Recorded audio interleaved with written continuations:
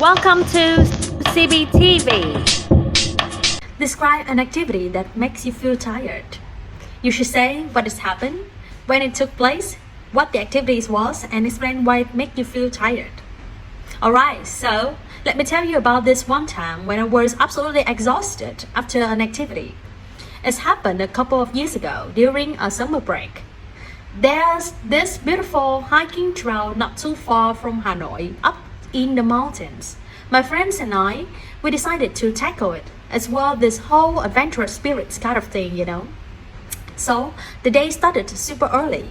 We drove off there all hard up with backpacks stuffed with water, snack, and all that jazz.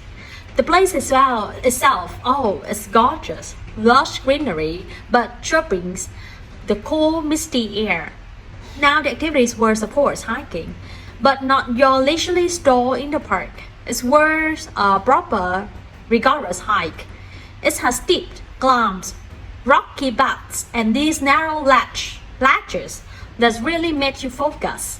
We were pushing through, chatting, laughing, occasionally stopping to catch our breath and take in the views. But let me tell you, as the day wore on, it started taking its toll on me.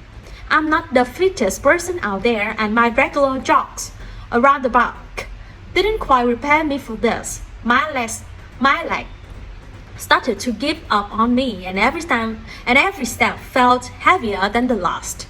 It was like carrying a backpack full of bricks. By the end of this, when we finally made it back to our starting point, I was beat. I could barely feel my feet, and all I wanted was to collapse and not to move for a week.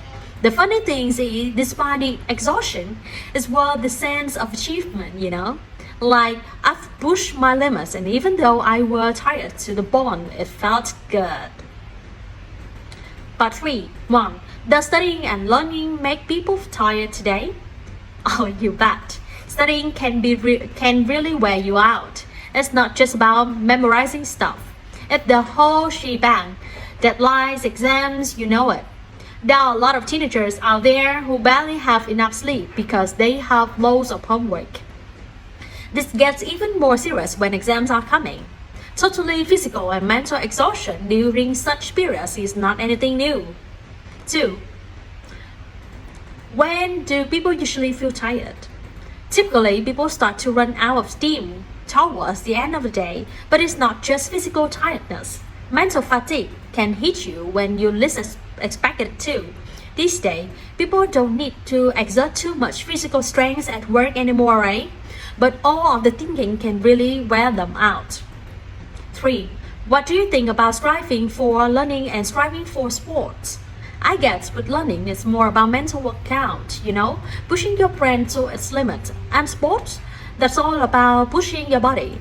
Whether you are hitting the books or the gym, it's all about being focused at all times. And keep your eyes on the prize. Never forget your goal. Like the reason why you even start learning anything or doing any sport at all. 4.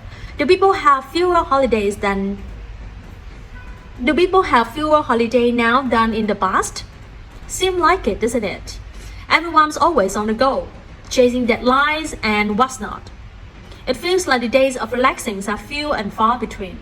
Nowadays, it's more about squeezing in the week break than really winding down. The rat race just keeps getting busier, and it's particularly leaves no one out. 5. What are differences between feeling tired after studying and after exercising? After hitting the books, it's like your brain been through a marathon, totally tired. You just don't want to think about anything anymore. But physical tiredness from exercising is more like your body's ways of saying, hey, I've been working hard, time to recharge, and you might want to take a shower, eat something, and go to sleep. These kind of tiredness are very different.